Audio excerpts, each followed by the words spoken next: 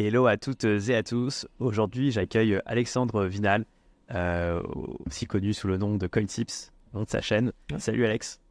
Bonjour à tous, salut. Alex était déjà venu, alors pas sur la chaîne YouTube, à l'époque sur le podcast, pour parler de l'actualité crypto, mais aussi de ta communauté publique et privée CoinTips. Et on avait aussi un petit peu parlé de ton fonds DSM, Oui, et toi tu es basé à Maurice. D'ailleurs, est-ce que tu peux te représenter rapidement?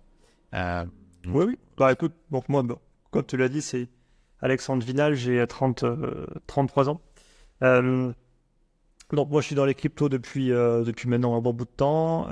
J'ai commencé dès 2000, même j'ai arrêté de compter, dès 2013-2014, grosso modo, mais à plein temps depuis 2017.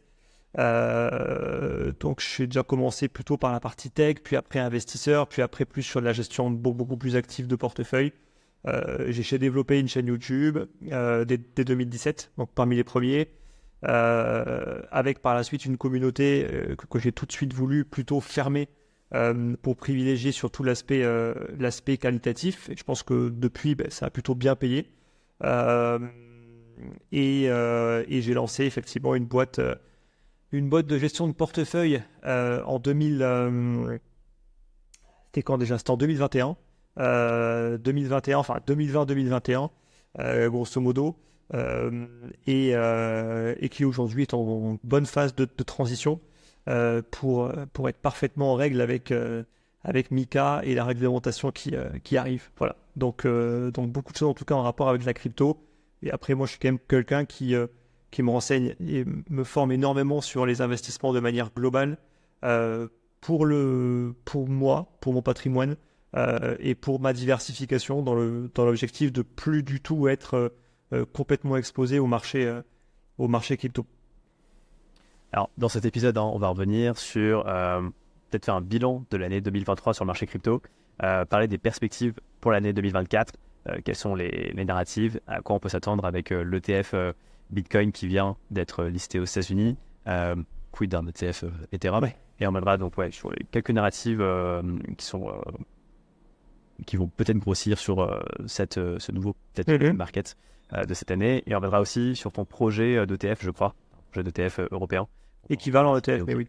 Ouais, Euh, on va en parler. oui, bon, 2023, ça a été une année assez particulière, dans le sens où déjà on sortait d'une crise assez forte au niveau du marché crypto, parce que 2022 avait été une année de tendance baissière qui avait fait quand même beaucoup de dégâts. Ça fait toujours beaucoup de dégâts, mais ça en a fait particulièrement sur des acteurs qu'on jugeait solides, par une partie en tout cas de la communauté.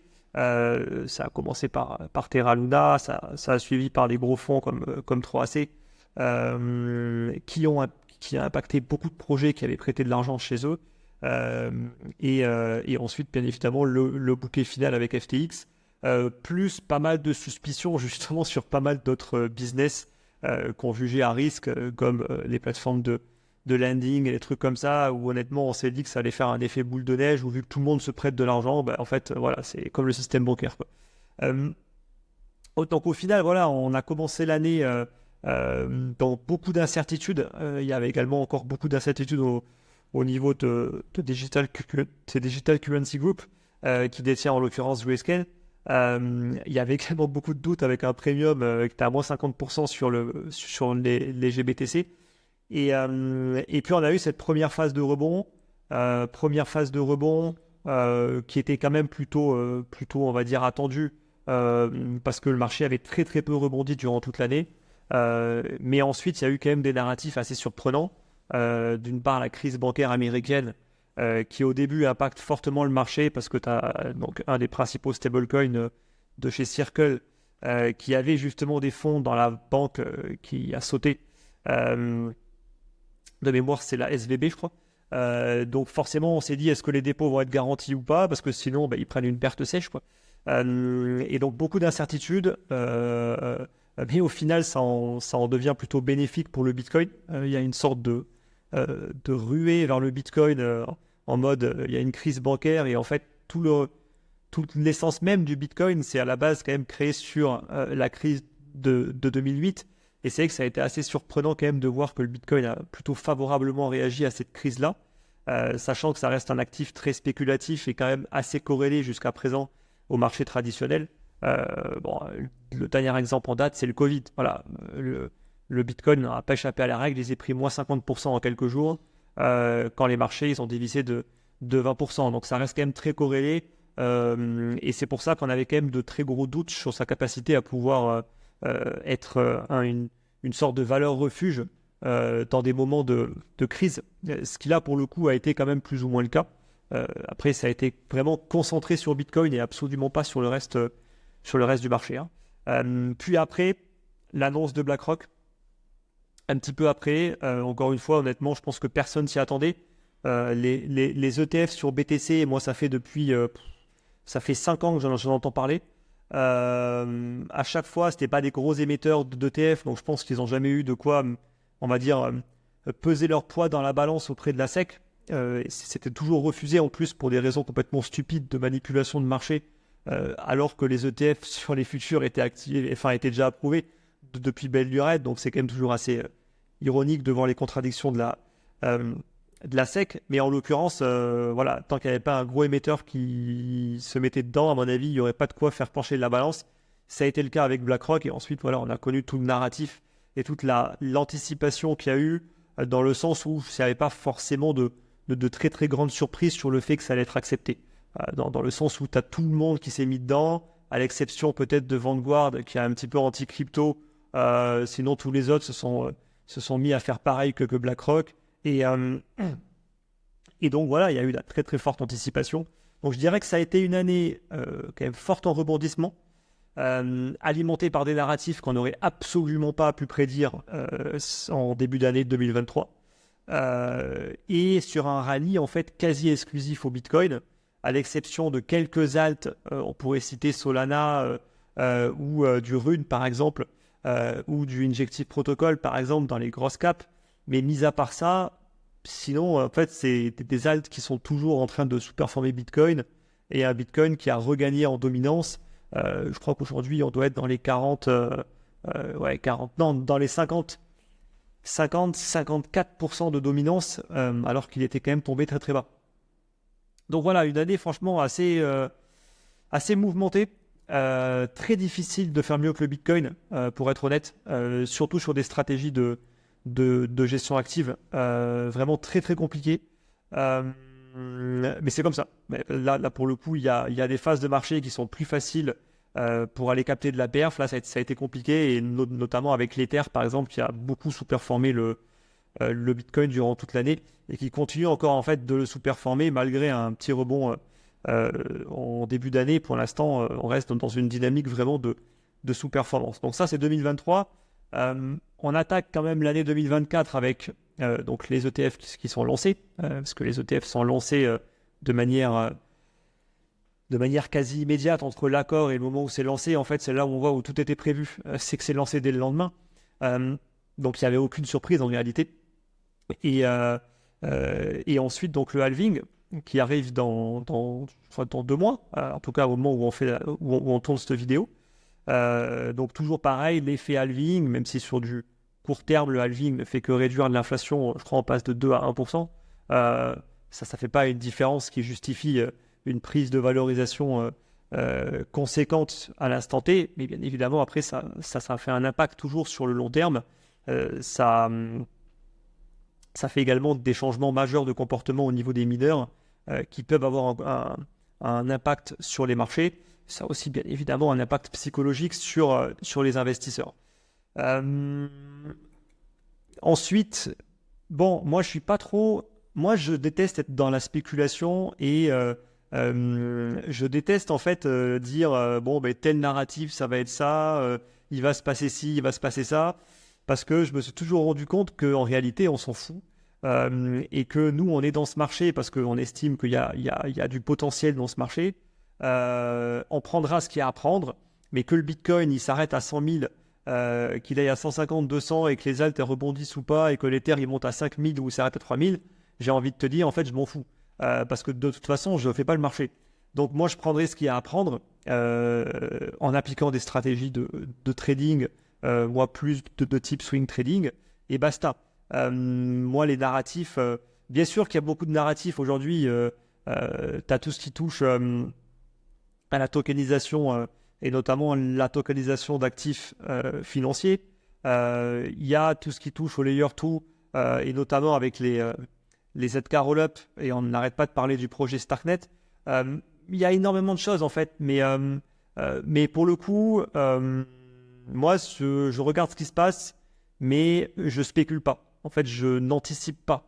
C'est-à-dire que je préfère laisser passer les premières vagues et venir me positionner après, plutôt que d'anticiper, parce qu'en général, tu vas plus perdre ton temps et ton argent pour au final parfois quelques succès et beaucoup d'échecs. Parce que, encore une fois, qui aurait pu anticiper que Solana allait complètement exploser en 2023 ?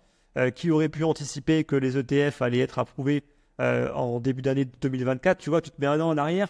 En fait, personne n'a rien prédit. Donc, d'une certaine manière, en fait, les choses, elles évoluent tellement que perdre 100 ans à prédire et surtout, en plus, à jouer des scénarios qui, en fait, peuvent se produire, mais qui ont plus de chances de ne pas se produire, de mon point de vue, voilà. C'est, en tout cas, en tant qu'investisseur et qui fait plutôt de la gestion active, de mon point de vue, c'est pas franchement la chose la plus importante. Après, je sais que c'est ça qui intéresse les gens, ils adorent qu'on essaie de prédire les choses, mais en réalité, ça sert à rien, quoi.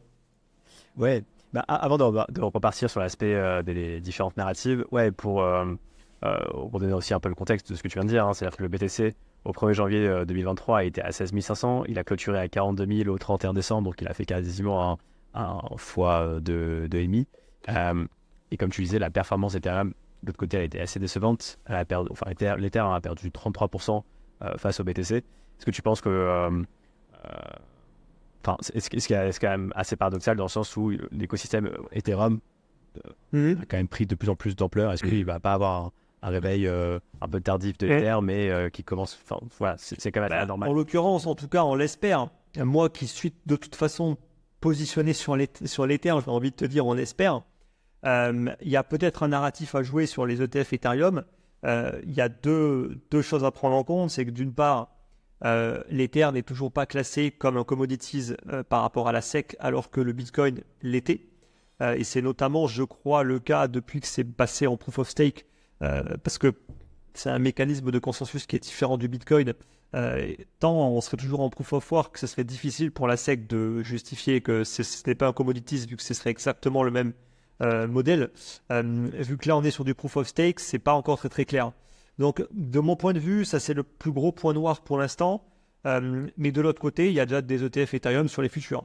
Donc, ils ne peuvent pas non plus sortir l'argument de la manipulation de marché sur l'Ether. Et de toute façon, même, ils ne pourraient pas le sortir parce qu'il y a quand même une corrélation entre BTC et ETH. Donc, on ne peut pas dire que l'Ether est manipulé et Bitcoin, il ne l'est pas. Donc, ça n'aurait pas de sens. Bon, après, la SEC est capable de tout. Donc, pour moi, il y a ces deux choses-là. Un accord, je pense clairement, de l'ETF Ethereum peut par contre donner un petit peu de... ça peut relâcher les choses aujourd'hui, et notamment au niveau de l'Ether, mais aussi au niveau des alts. Parce que faut quand même pas oublier que pour l'instant, il y a beaucoup d'incertitudes par rapport à la SEC. On ne sait pas encore très bien comment est-ce qu'elle catégorise les différentes cryptos. Est-ce que c'est des securities, c'est des commodities? En fait, ça reste toujours très flou et très compliqué pour l'instant. Et je pense que voilà, si c'est accepté, ça risque probablement, et peut-être qu'il y aura moins d'anticipation sur l'Ether, peut-être qu'il y aura beaucoup plus de réactions sur le moment, parce que ça reste très compliqué. Tu vois, vraiment, autant sur le Bitcoin, c'était quasi certain, autant pour l'Ether, j'ai pas cette même certitude, tu vois, par rapport à l'accord, en tout cas aux possibilités qu'il y ait un accord ou pas des ETF. Même si dans la logique, vu qu'il y a un ETF sur les futurs Ethereum, je ne sais pas pourquoi est-ce qu'il le refuserait. Mais bon, on ne sait jamais. On ne sait jamais. Donc voilà. Ça, en tout cas, je pense que ça, c'est un truc à jouer. C'est que pour moi, il peut y avoir un gros rebond des alts, de certaines alts et de l'Ether, si jamais c'est favorable. Par contre, si ça ne l'est pas, ça peut accroître encore plus la dominance du Bitcoin. Et c'est pour ça que tu vois que c'est compliqué. Parce que si tu te positionnes maintenant et que tu te trompes, en fait, ça sert à rien. Autant attendre l'événement. Là, tu attends de voir ce qui tombe. Et en fonction de ça, ensuite, s'il y a une vraie narrative qui se met en jeu, de toute façon, la narrative, en général, ça ne dure pas un jour. Ça dure plusieurs semaines, voire plusieurs mois. Et c'est tout le but, justement, de faire de la gestion active, c'est d'attendre les signaux et ensuite, on se positionne sur un rebond des alts en général, un vrai rebond des alts, quand je dis rebond, c'est rebond versus Bitcoin. Donc ça veut dire on est sur une surperformance des alts par rapport au Bitcoin. En général, ça dure quand même plusieurs mois. Donc, et c'est ça, je pense qu'il faut jouer et qu'il faut attendre tranquillement, quoi. Et c'est intéressant parce que toi, tu penses que, entre guillemets, l'Ether est conditionné, entre guillemets, à son potentiel ETF et que si il n'y a pas cet ETF cette année, Bitcoin va prendre encore... Ah ben ouais, ça va être compliqué parce que, encore une fois, en fait, ça voudra dire qu'il y a encore de l'incertitude sur les altcoins et sur leur catégorisation par rapport à la SEC. Or, je pense qu'on a besoin justement de beaucoup plus de clarté. Et il y a encore justement Ripple qui est encore en procès pour le coup avec la SEC. Procès qui n'est pas du tout terminé, hein. Enfin, honnêtement, ils sont un peu trop emballés, un peu trop rapidement justement par rapport à ça. Mais pour l'instant, en tout cas, c'est toujours pas fait. Et il suffit de voir la perf de XRP pour bien comprendre que pour l'instant, je crois que ça a été l'une des pires performances des top crypto de 2023. Donc, c'est pas pour rien, encore une fois. Donc, voilà, il y a beaucoup d'incertitudes par rapport à ça parce que, à mon avis, tu as beaucoup de gros derrière qui attendent également. Donc, ouais, écoute, en tout cas, moi, c'est un peu comme ça que je vois les choses. Et je pense que l'écosystème, il ne pourra que croître quand tu auras un petit peu plus de clarté. Et puis, on a beau avoir on va dire un petit peu plus de clarté du côté européen. En fait, ce qui compte, c'est le côté américain. Le côté européen, en vrai, les investisseurs, ils sont pas là-bas. Donc, ou en tout cas, ils le sont en très faible quantité. Donc, ce qui drive le marché, qu'on le veuille ou non, c'est l'oncle Sam, quoi. Ouais.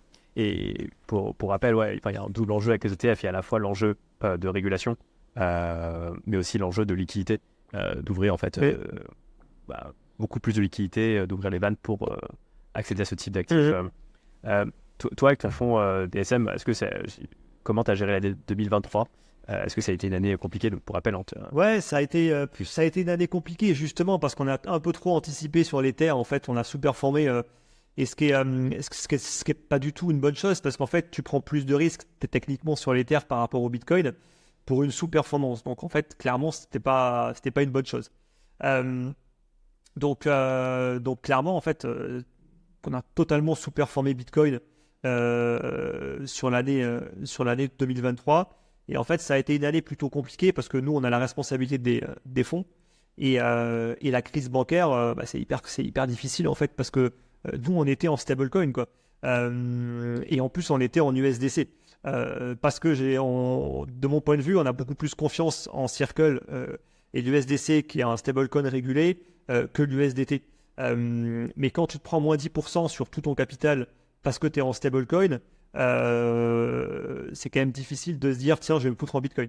Tu vois, donc c'est toujours facile après c'est toujours facile de dire on aurait dû faire ci, on aurait dû faire ça, mais sur le moment, il y avait beaucoup d'incertitudes et la priorité numéro 1 quant à le contrôle du capital, c'est de préserver la sécurité des fonds. Voilà. Après, c'est beaucoup plus facile en vrai d'avoir une stratégie et de ne pas avoir à s'occuper du capital où c'est le client qui gère et toi, peu importe, après, tu balances ta stratégie. Donc voilà, donc le début d'année est très compliqué parce que nous, on a adopté une stratégie très, très conservatrice. Donc on n'a pas du tout capté le début de l'année. On a plutôt bien fini l'année, en fait, à partir du à partir du troisième trimestre, on s'en est plutôt bien sorti. On est bien rentré dans la zone des 25 et on a bien attrapé, en fait, la deuxième vague haussière. Mais bon, on a raté la première, donc d'une certaine manière, une fois que tu as raté la première, c'est très compliqué après d'avoir une perf qui est quand même bonne, parce que nous, on se compare par rapport au Bitcoin et on se compare par rapport au reste du marché. Après, voilà, on va dire que sur le long terme, on reste plutôt quand même assez à l'aise avec ce qu'on a fait. On reste toujours sur une surperformance par rapport au Bitcoin depuis qu'on a lancé la stratégie, avec un risque bien inférieur, hein. Nous, on a perdu au maximum 18%. Entre 14 et 18% en 2022 en fonction de nos deux stratégies, là où le Bitcoin a perdu 65. Donc d'une certaine manière, on va dire que on n'a pas non plus des stratégies qui sont très agressives pour l'instant en tout cas, même si on est quand même en train d'essayer justement de proposer une stratégie un petit peu plus agressive, notamment pour les clients. On va dire, qui mettront des tickets plus importants. Voilà. Mais maintenant, on est quand même en train de vraiment changer beaucoup de choses par rapport à la structuration actuelle, et notamment justement en fonction d'une part des besoins des clients, besoins cruciaux en termes de régulation. Parce que si on avait des partenaires bancaires ou des choses comme ça en début d'année, on aurait été beaucoup plus serein que d'être en stablecoin et surtout avoir moins de responsabilités. Parfois, c'est aussi beaucoup mieux. Alors même si ça a un coût, ça aurait pu aider en tout cas. Ok. Intéressant, ouais. Parce que la structure fait que vous pouvez pas être en fiat aujourd'hui, vous êtes obligé d'être en stable et ça vous a... En fait, pour comprendre, donc c'est-à-dire que vraiment, ce qui s'est passé, la crise de SVB, le fameux week-end où les marchés américains étaient fermés et que l'USDC est passé à 90 centimes au lieu de $1, ça vous a refroidi. Ouais, après, nous, on n'a rien fait. En fait, on était relativement confiants par rapport à la solidité de Circle, mais voilà, on était plus dans un mode où, en plus, on est exposé sur une seule plateforme d'échange, en l'occurrence Binance. Donc, on était plus en mode, voilà, on avait sécurisé des fonds sur des portefeuilles à froid, plutôt que de commencer à se dire, on va prendre du Bitcoin, quoi. On était vraiment dans une optique, en fait, ça se trouve, même Binance va être en difficulté. En fait, c'est toujours pareil, en fait, on ne sait pas. En fait, on ne sait pas quels sont les enjeux. On va dire que Tether aurait pu avoir également des fonds chez eux, ou dans une banque qui a des fonds chez eux. Et vu que tout est connecté, en fait, c'est ça le problème, c'est que oui, ça peut bien se passer, mais ça peut aussi très mal se passer. Et donc, il faut savoir aussi être capable de pas prendre de risques, même quand parfois on voit une opportunité. Parce qu'en réalité, là, ça a vite rebondi, mais ça se trouve, ça aurait pas rebondi, en fait. Et il ne faut pas avoir de regrets, en fait, par rapport à ça. C'est surtout ça, je pense, qui est le plus important, quoi. Ouais, carrément. Et du coup, pour 2024, c'est quoi votre stratégie En fait, on part sur deux stratégies aujourd'hui. Comme tu l'as dit, on va lancer un produit structuré qui sera coté en bourse sur la bourse allemande. Donc, qui sera à destination du public, du retail et investisseurs qualifiés, bien sûr, européens. En fait, maintenant, on va complètement changer. Maintenant, on va avoir un produit grand public, principalement grand public, sur une stratégie, en fait, qui est notre stratégie la plus conservatrice, qui est basée sur BTC ETH. Mais là, on l'a un tout petit peu modifié pour y ajouter une petite pondération en alt, mais vraiment dans les phases où les alts, elles sont dans une tendance claire, en fait, de surperformance. Ce sera un produit équivalent à un ETF. C'est pas exactement un ETF, dans le sens où il n'est pas autant accessible vu que c'est un produit structuré. Et les produits structurés sont quand même un peu plus difficiles d'accès. On n'y a pas accès, par exemple, sur DeGiro ou n'importe quelle plateforme grand public. Ça demande quand même des plateformes un petit peu plus pro, de type Interactive Broker, Swissquote ou autre. Mais sinon, l'idée est exactement la même. C'est des parts qui sont cotées. On peut les acheter, on peut rentrer, on peut sortir quand on veut. Mais c'est une exposition sur une stratégie active et on n'est pas sur un indice, comme ce qu'on peut avoir sur un ETF. Là, on est toujours sur une gestion active du portefeuille. Toujours pareil, le but, c'est au moins faire aussi bien que le Bitcoin, mais avec un risque beaucoup plus faible. C'est ça vraiment l'objectif de la stratégie et pour l'instant, en tout cas, c'est clairement rempli parce qu'on est toujours en surperformance par rapport au Bitcoin. Donc voilà, ça, c'est la première des strates qui va sortir d'ici quelques semaines. Qui sera donc elle sera listée sur Swissquote et Interactive Broker ou ce sera par la suite Ah oui, bien sûr. Après, une fois que c'est coté en bourse, en fait, c'est accessible sur n'importe quelle plateforme qui propose les produits structurés. Donc, en fait, même ta banque, techniquement, tu y as accès. Il y a un code ISIN, tu lui donnes, je crois qu'il faut lui filer le document KID, là, KID. Tu lui files ça, tu lui dis que tu veux investir là-dessus. Techniquement, n'importe quelle banque peut investir sur ce produit-là. Et il peut même être inclus dans des assurances-vie de type luxembourgeoise, par exemple, qui sont beaucoup plus ouvertes sur les produits. Pas comme celle qu'il y a en France où en gros on t'oblige à investir dans certains types de produits. Donc après voilà, en fait c'est accessible dès qu'on a accès aux produits structurés. Après voilà, produits structurés, dit comme ça peut faire peur, mais en réalité c'est juste un produit classique qui est pas si compliqué que ça à comprendre dans le montage. En fait, in fine derrière il se passe quoi? Il y a un compte qui sera connecté à Coinbase. Et il y aura de la gestion active qui sera réalisée, tu vois, point barre. Donc en réalité, ça peut faire peur quand on ne connaît pas, mais en réalité, c'est un jargon financier, mais Après, il peut y avoir des produits structurés très complexes, ça je dis pas le contraire, mais en tout cas, nous, ce sera pas le cas. Donc voilà. Donc ça, et ensuite, un fonds d'investissement qui sera basé en Estonie. Et là, le but, c'est de proposer une stratégie plus ou moins similaire, mais qui sera quand même un petit peu plus agressive, avec plus d'exposition aux alts et notamment avec de l'effet de levier qui pourra être pris, toujours de manière mesurée. Ça ne sert à rien d'aller chercher un effet de levier de 3 ou 4, mais en tout cas, juste 1,5, c'est largement suffisant. Et également du hedging et des choses comme ça sur les futurs ou autres. Mais là, sur une structure de type fonds, donc basé en Estonie avec un fonds partenaire. Nous, on ne peut pas avoir un fonds en Estonie vu qu'on n'y habite pas déjà. Mais grosso modo, on a fait un partenariat. En fait, nous, on va fournir la stratégie et ensuite toute la structure va être gérée par un fonds qui est déjà régulé en Estonie. Donc voilà. Et là, c'est tous les clients qui sont qualifiés et ce sera des tickets qui sont forcément beaucoup plus élevés que l'autre produit qui, lui, est vachement plus accessible parce que, voilà, même si on veut mettre 10 000 balles, en fait, on peut prendre 10 000 balles. Voilà. Alors que pour le fonds, ce n'est pas le cas. Mais le fonds a l'avantage d'être beaucoup plus intéressant en termes de frais. On peut négocier. Si on met plus, mais on peut toujours négocier. Si on bloque durant une certaine durée, on peut négocier, etc. Sur le produit, les frais, c'est classique, c'est 2,20. Tu vois, sur le produit structuré. 2,20 et basta. En fait, c'est peu importe le capital que tu mets. Nous, on n'a pas la possibilité de faire du sur-mesure sur des produits de ce type-là. Ce sera ça, en fait, la grosse différence. Quand tu dis 2,20, donc c'est 2,2% annuel. 2% de frais de gestion annuels, ouais, et ensuite 20% de frais de performance. Ok, d'accord. Et c'est intéressant. Et par contre, ton fonds DSM, lui, continue d'exister. Donc, en fait, tu multiplies un peu les... Alors, oui et non, c'est-à-dire que la structure DSM telle qu'elle existe, si tout se passe bien, encore une fois, pour l'instant, on n'y est pas, on va bien évidemment pas faire une transition comme ça en force. On va garder en parallèle les deux structures, mais par contre, le but, c'est de n'en garder qu'une seule. Voilà. Ça ne sert à rien, en fait, de cumuler plusieurs structures. Donc, le but, c'est que si tout se passe bien, voilà, ensuite, on sera uniquement sur le fonds en Estonie et le produit structuré qui lui sera coté sur la bourse de Stuttgart pour être précis.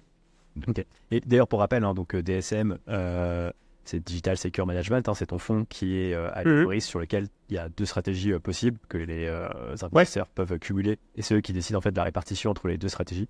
Et donc une qui est Duo, dont tu parlais, qui est BTC ETH et l'autre qui est BTC ETH et des altcoins. Bien sûr, ce dont on parle, bien sûr, c'est pas un conseil d'investissement, on parle librement de tes stratégies, mais en tout cas, c'est un conseil ou on est très loin. Et d'ailleurs, juste le stock picking, pour toi, c'est encore du sens en crypto ou comment tu vois les choses, que ce soit en perso ou avec ton fonds? Ça dépend en fait sur quoi tu te bases pour faire du stock picking. Pour moi, il faut être capable d'allier les deux. Ça veut dire l'analyse technique et l'analyse fondamentale. Jusqu'à présent, honnêtement, ça reste compliqué dans le sens où ça ne paye pas souvent. Ça ne paye pas souvent parce que ce qu'on se rend compte, nous, c'est que quand tu fais un panier de devises, par exemple, sur lesquelles tu as essayé de prendre celles qui ont les meilleures configurations techniques en essayant de te diversifier le plus possible sur les différents secteurs qui peuvent provoquer justement beaucoup d'engouement.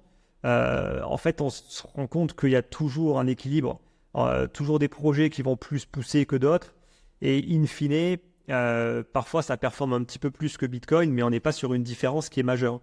En fait, le seul problème, c'est que si on voudrait vraiment être uniquement sur les actifs qui sont toujours en grosse tendance, ça demande un effort quand même qui est considérable en termes de gestion. On est presque sur du day trading en fait.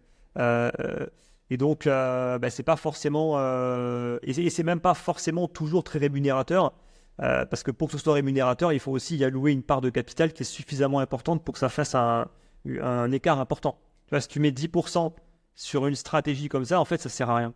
Parce que ton 10%, même si tu fais un 50% dessus, en fait, ça fait 5% sur le fond, de manière globale. Et donc, au final, tu auras passé un effort de dingue à faire ça. pour gratter 5%, alors que le reste aura fait limite 5 ou 10% tranquille sur du BTC. Tu vois. Et donc, c'est un peu toute la difficulté de la chose. Et c'est là où nous, pour le coup, on a perdu beaucoup de temps en 2023. C'est qu'en fait, sur les alts, on n'était pas assez exposé. Et en fait, ça a été contre-productif. Chose qu'on est clairement en train de changer pour le coup sur l'année en cours, où là, on va avoir une exposition qui va être beaucoup plus importante. Mais voilà, en tout cas, ça dépend. Ça dépend, franchement. Oui, ça peut l'être, mais honnêtement, c'est pas aussi évident que ça, quoi. Ok. Alors, en 2023, il y a beaucoup de ce qu'on appelle les permabères qui ont prédit un peu une crise des marchés traditionnels et qui est jamais arrivée. Toi, c'est quoi son avis sur le sujet sachant qu'en plus, là, alors on parle, le SP500, donc la bourse américaine, est sur le plus haut jamais atteint. Comme d'hab, en fait, j'ai envie de dire, moi, les permabères, ça fait bien longtemps que j'ai arrêté de les écouter. Maintenant, ils me font rigoler. En fait, ils me font rigoler. Pourquoi? Parce que ils n'ont pas toujours tort dans leur raisonnement. Le seul problème, c'est qu'ils n'arrivent pas à comprendre que, en réalité, il y a beaucoup de personnes, quand ils s'exposent sur le marché, ils en ont rien à foutre, en fait, de la macro. Et ils en ont rien à foutre de savoir que le niveau de dette est trop élevé, que les marchés peuvent s'effondrer, que ci ou ça. En fait, la seule chose qui compte, c'est de savoir est-ce que les marchés vont performer ou pas. Et donc, les permabères, ils vont te dire, mais nous, on a raison, mais c'est juste que les dés sont pipés, la Fed a imprimé de l'argent, et tout ce que tu veux, en fait, et n'importe quel prétexte qui va justifier le fait qu'ils ont quand même raison, mais ils ont tort en performance, tu vois. Parce qu'au final, les marchés, ils montent. Et moi, j'ai envie de dire, en fait, on s'en fout de ça. Nous, ce qui compte, c'est de savoir c'est qu'est-ce qui va se passer. Même s'ils ont raison, mais qu'en fait, dans la réalité, sur les marchés, c'est complètement l'inverse qui se produit, j'ai envie de dire, ils ont tort. Parce que les gens les écoutent pour investir. Faut pas se leurrer non plus. Si on écoute des personnes qui sont économistes ou ce que tu veux, c'est pas juste pour le plaisir de la macro, c'est parce que tu veux investir. Et donc, ces personnes-là, ça, ils n'ont pas compris. Alors, soit ils veulent pas prendre le risque de prendre un peu de se mouiller un peu sur les réseaux. Et donc, la solution de facilité, c'est juste de parler de choses négatives, ce qui est très facile à faire. En fait, n'importe qui peut le faire. Et en plus, tu vas jamais avoir tort parce que quand tu as tort, c'est pas de ta faute. Tu vas toujours trouver un prétexte. Alors que, à contrario, quand tu es un peu trop optimiste et que les marchés y baissent, là, par contre, c'est forcément de ta faute. Donc voilà. Moi, je pense que c'est ça le problème. Maintenant, moi, encore une fois, je m'en fiche complètement. Moi, j'ai une stratégie passive sur les marchés traditionnels, purement basée sur les ETF. J'investis avec une stratégie de value averaging. J'investis depuis à peu près 1 an. J'ai commencé à investir en début d'année, en fin d'année 2022, grosso modo, parce que j'estimais qu'on commençait à être sur des niveaux qui sont pas trop mal au niveau du S&P. Et je continue à investir. J'aurais pu faire mieux en rentrant beaucoup plus lourd en 2022, mais pour le coup, là, je m'en fiche parce qu'on est vraiment sur du long terme. Par contre, je suis très bien rentré sur le marché obligataire. Je suis rentré vraiment quand les taux ils étaient au plus haut. Et par contre, ça, je regarde pas. Franchement, je regarde pas. Ça m'intéresse pas. J'ai ma stratégie qui est en place, j'ai mon plan, j'investis tous les mois. À la fin de l'année, j'aurai fini en fait de faire mon investissement initial. Et ensuite, je vais utiliser notamment les apports d'autres types de stratégies, comme des stratégies sur les cryptos beaucoup plus agressives et beaucoup plus rémunératrices, pour prendre ce capital-là et ensuite le placer dans des stratégies que j'estime beaucoup moins risquées pour de la préservation de capital. Pour moi, la bourse, c'est de la préservation de capital et c'est pas de l'enrichissement. C'est-à-dire qu'il y a beaucoup de personnes qui pensent qu'ils vont devenir riches en investissant en bourse. C'est pas en faisant du 8% par an que tu vas réussir à devenir riche. Là, pour le coup, il faut arrêter de dire des conneries, tu vois. Tout comme ceux qui te font des projections à 30 ans. Dans 30 ans, je vais être millionnaire. Et super, mais être millionnaire dans 30 ans, je vais pas dire que c'est être pauvre, mais on n'en est pas loin, quoi. Parce qu'à la vitesse à laquelle est-ce que la monnaie elle se déprécie, avoir 1 million dans 30 ans, c'est pas 1 million maintenant, tu vois. Moi, en tout cas, je le vois comme une préservation de capital sur une stratégie qui reste quand même quasi exclusivement concentrée sur le marché américain. Parce que j'estime que, honnêtement, je vois pas en fait en quoi le marché européen a du potentiel de surperformance par rapport au marché américain dans les 10 ans à venir. Franchement, j'aimerais qu'on m'explique à quel moment est-ce que la politique européenne va changer comme ça du jour au lendemain, alors que c'est limite de pire en pire. Et pour moi, en fait, tout simplement, l'hégémonie américaine, en fait, plus on dit que le dollar et que l'hégémonie américaine va s'effondrer, et plus j'investis dans les États-Unis. Voilà, parce que en fait, c'est le narratif à la con où les gens sont en train d'anticiper ce qui peut se passer dans 30 ou 40 ans. Mais en fait, à court terme, on s'en fout. À court terme, c'est les Américains. Et c'est encore eux qui le prouvent à chaque fois qu'il y a un conflit. Et en fait, c'est tout le monde demande de l'aide aux Américains, tu vois. Donc, ils sont bien contents de l'avoir en plus.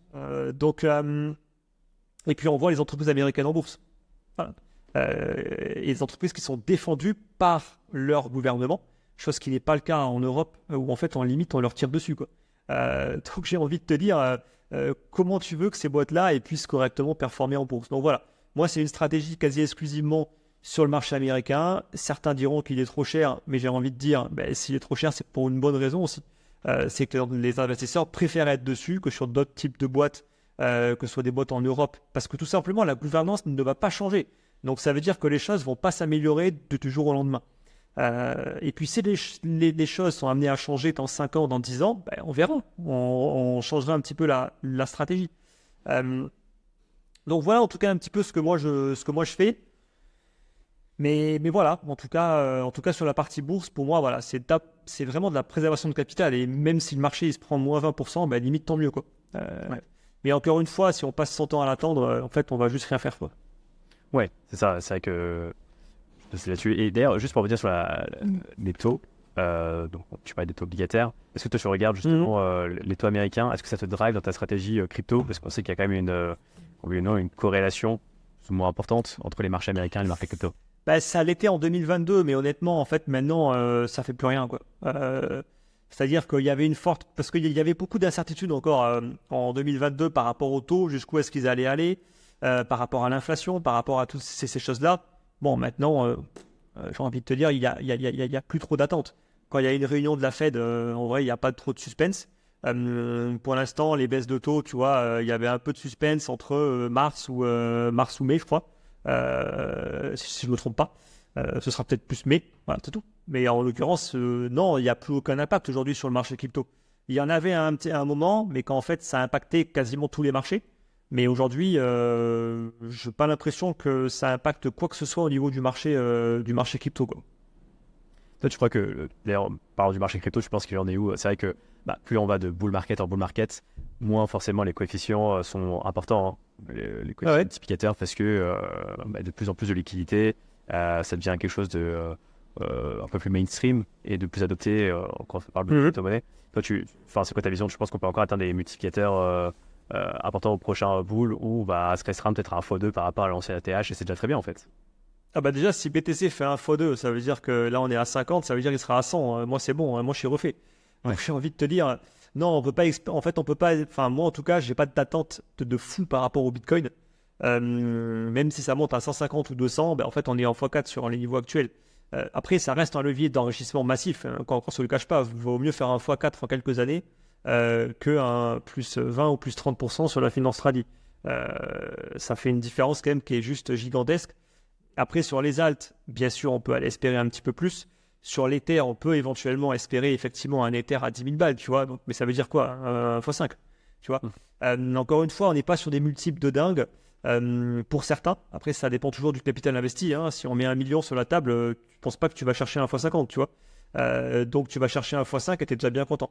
Donc, tout dépend aussi du capital investi. Mais après, je pense par contre que sur les alts, c'est forcément là où il faut aller si tu vas aller chercher du gros rendement. Après, c'est toujours pareil, ça demande beaucoup de temps, c'est beaucoup plus de risques et le résultat n'est pas garanti.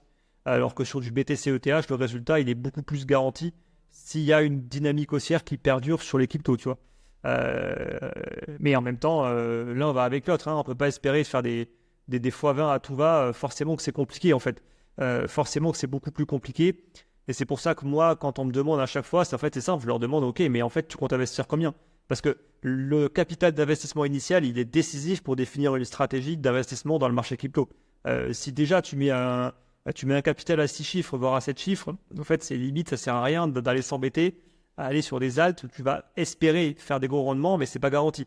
Alors que sur le Bitcoin et sur l'Ether, tu l'assures quand même beaucoup plus. Après, c'est toujours pas garanti, hein, En tout cas, on ne sait pas ce que le marché fera. Mais en l'occurrence, si le marché continue sur cette dynamique-là, eh bien, on sait que sur le BTC, au moins, eh bien, on sait que les choses vont être plutôt bonnes. Donc, ouais, voilà. Et ouais, toujours en parlant d'investissement crypto, alors, peut-être plus à titre perso, mais est-ce que tu investis encore dans des ICO ou aussi dans des projets blockchain crypto où tu es en focus sur du token Non, franchement, j'ai investi dans 2 ICO j'en ai fait une en 2022, c'était Chainflip et une autre. Non, je suis con. Non, c'est Hondo Finance. Hondo Finance en 2022 et en 2023, c'est Chainflip et c'est tout.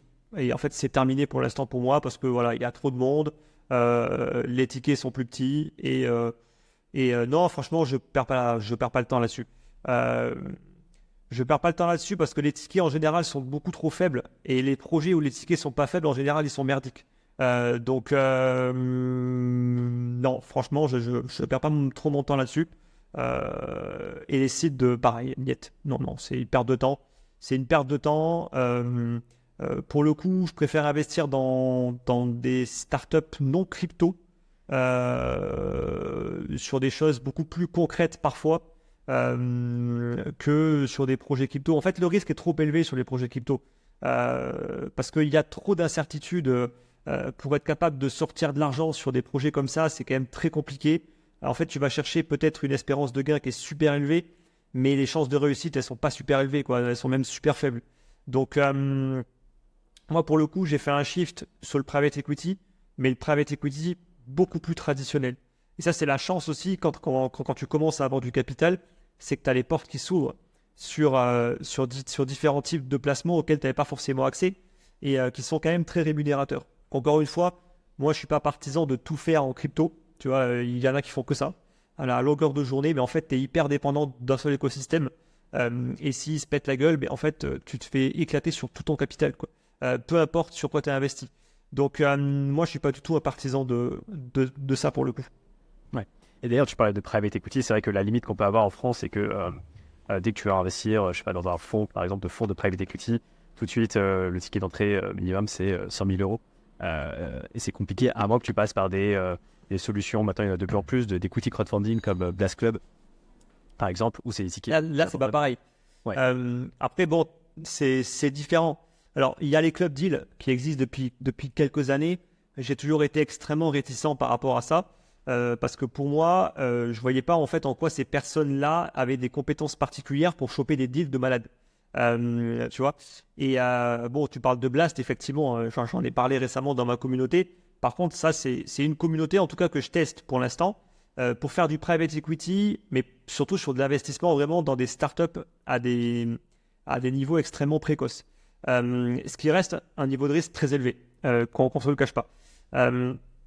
Donc ça, effectivement, ce que je juge que l'équipe derrière et le réseau de Business Angel sont des personnes qui ont vraiment réussi, qui ont eu beaucoup de succès et qui, de mon point de vue, ont cette capacité à pouvoir avoir des vrais deals qui sont exclusifs sur des boîtes. Parce que je pense qu'il y a beaucoup de gens qui veulent avoir ces personnalités-là dans leurs investisseurs, parce que même après, ça fait un argument d'autorité énorme quand ils vont vouloir refaire après d'autres levées de fonds plus tard, de savoir que c'est telle personne qui est rentrée dans tel projet au tout début.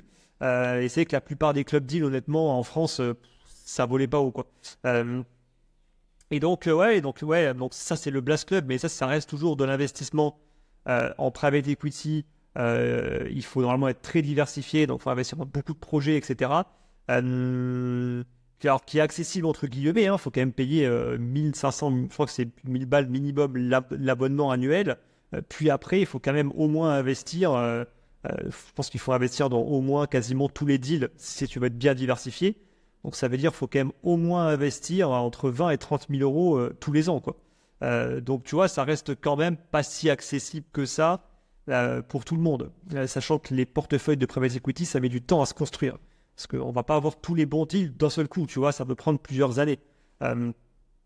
Mais après, on va dire effectivement que ça se démocratise. Et après, sinon, tu as les fonds de fonds. Mais c'est tout nouveau.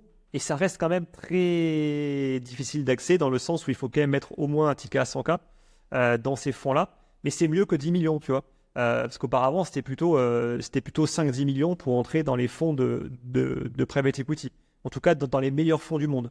Alors que maintenant, voilà, il y a les fonds qui existent, et là, le ticket minimum, ce sera plus dans les 100 000. Et ça reste quand même, on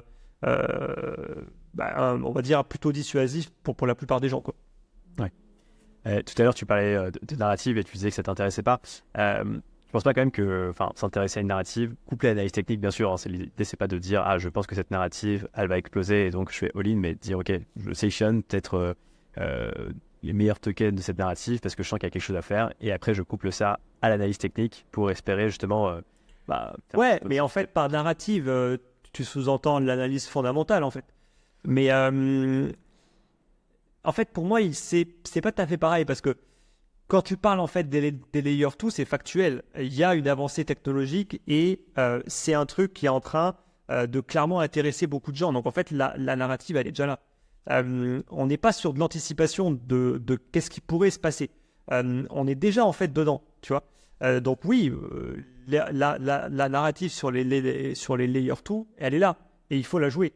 Mais moi, je te disais que je n'étais pas dans l'anticipation de dire il y aura tel narratif plus tard. Ok. Parce que ça, on n'en sait rien. Tu vois, peut-être que tu pourras me dire il y aura une narrative encore sur les NFT. Ouais, peut-être. Mais pour l'instant, les NFT, ils se font toujours déglinguer. Donc j'ai envie de dire, et ça intéresse toujours personne. Parce qu'honnêtement, ceux qui ont investi dedans en 2021, ils sont toujours en train de pleurer, tu vois. Alors que le Bitcoin aujourd'hui, il est à $50 000, il est quasiment proche de ses plus hauts. Donc c'est pour ça, c'était plus vraiment dans l'anticipation de qu'est-ce qu'il pourrait y avoir comme narrative. Après, oui, je suis d'accord avec toi. Il faut bien évidemment jouer les narratives en cours. Donc, tout ce qui touche au halving, donc là, c'est PTC. Tout ce qui va pouvoir toucher l'Ether et éventuellement son écosystème sur la narrative des ETF. Mais tout ça, en fait, on sait que ça va arriver. Ou en tout cas, on sait exactement à quelle date on sera ou pas si ça va arriver. Dans le cadre des ETF, on sait que ce sera normalement sur le courant du mois de mai. Qu'on aura la décision. Pour les layer 2, ça paraît plutôt évident. Il suffit de regarder les deux qui sont aujourd'hui déjà présents, qui sont Optimism et Arbitrum. C'est, je pense, dans l'écosystème Ethereum, les deux projets qui s'en sortent le mieux d'un point de vue technique et en termes de performance. Donc, ça sous-entend quand même que tout ce qui va toucher aux ZK qui ne sont pas encore disponibles et opérationnels, ça peut bien évidemment provoquer pas mal d'engouement, quoi. Tout comme ce qui touche éventuellement l'écosystème de Solana. Tu vois, tu peux dire il y a une narrative sur Solana, mais encore une fois, c'est en cours.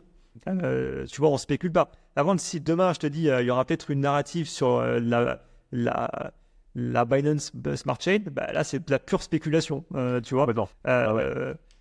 Mais par contre, en vrai, pour moi, c'est du pile ou face, parce qu'en fait, t'en sais rien. En fait, parfois c'est un événement qui provoque un début de narrative, mais un événement qui est totalement imprédictible, en fait.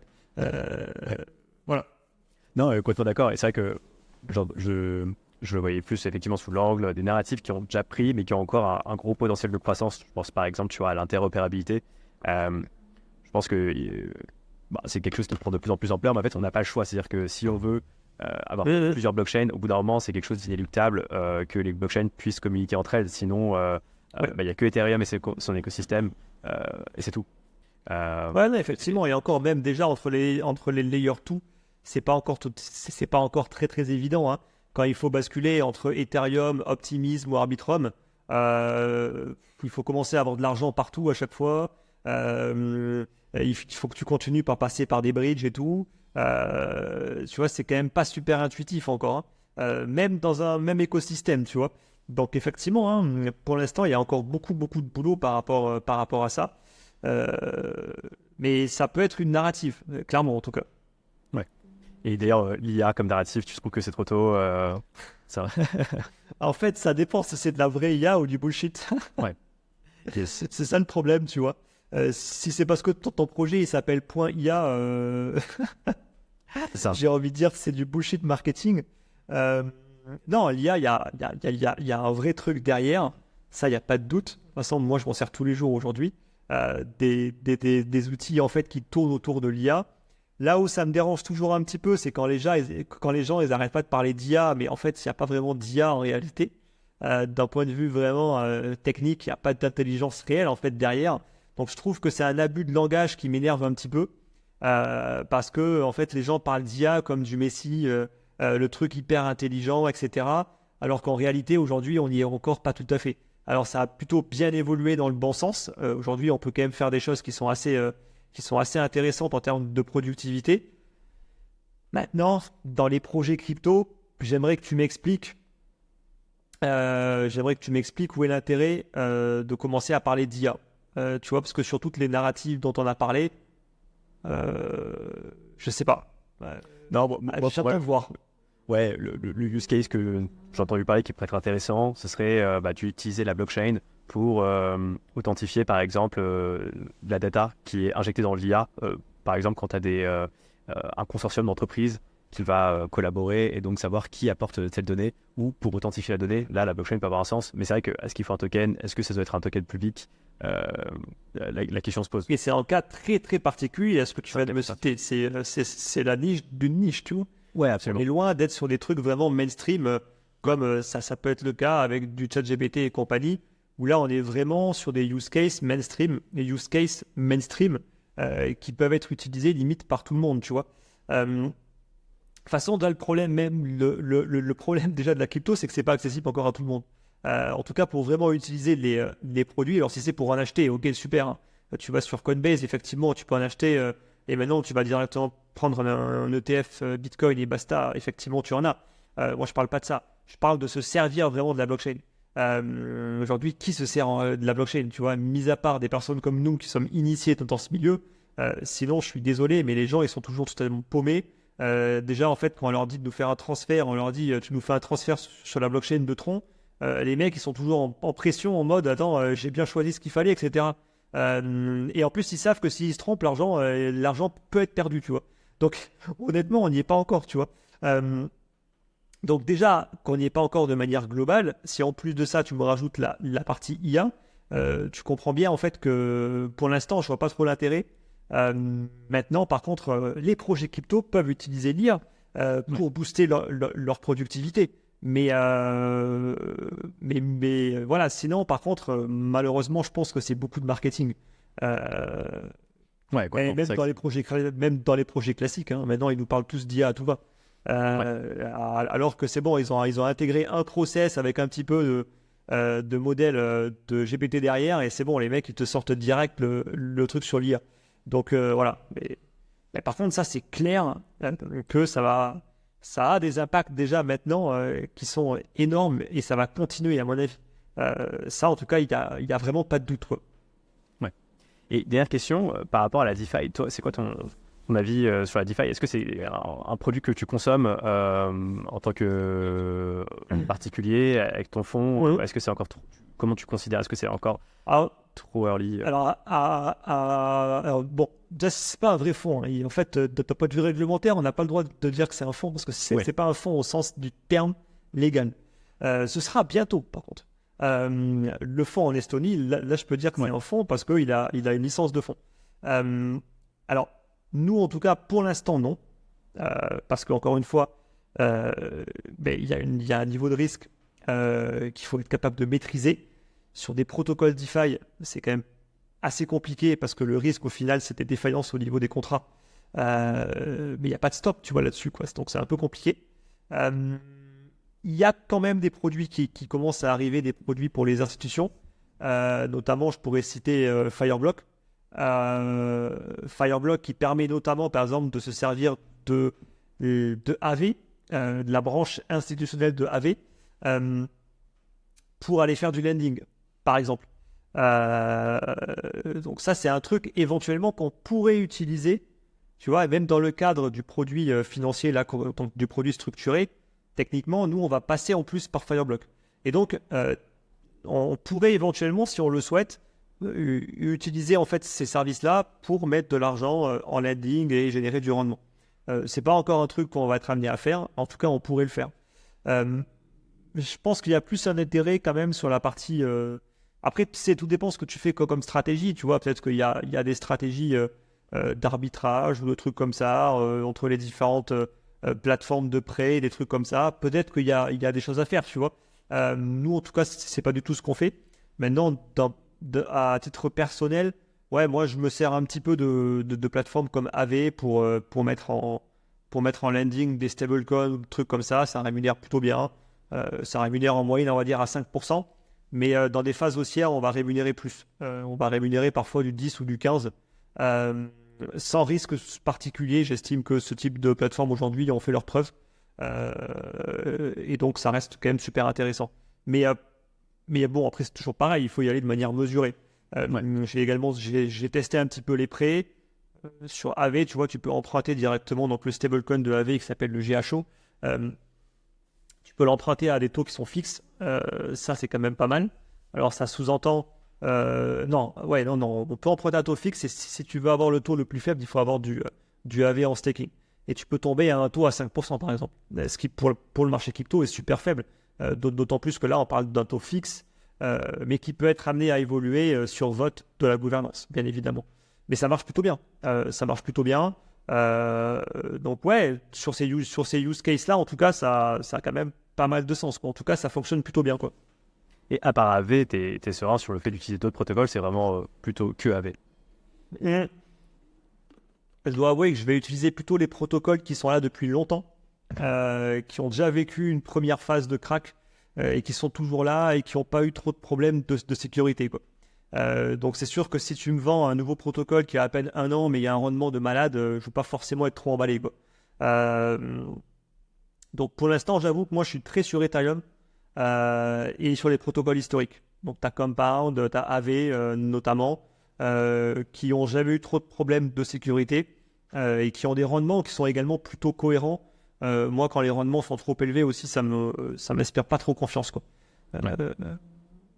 Puis après, voilà, là, c'est de l'argent qui a été placé. J'ai pas à le surveiller chaque jour, quoi. Je suis plutôt serein, quoi. Ouais, carrément. Merci beaucoup, Alex. Ce sera le mot de la fin. Est-ce que tu veux ajouter un dernier petit mot, peut-être? Bon, écoute, je pense qu'on a fait le tour, hein. Là, j'ai pas de... Ça marche. Là, non, je n'ai pas de point en particulier supplémentaire. Merci à toutes et à tous. N'oubliez pas de vous abonner à la chaîne. Ça prend quelques secondes et ça vous permet d'être notifié des prochaines vidéos. Bien sûr, likez la vidéo si elle vous a plu. Et j'espère retrouver Alex dans une prochaine vidéo bientôt. Merci Alex encore. C'était Merci à toi en tout cas. À très vite. Bye bye.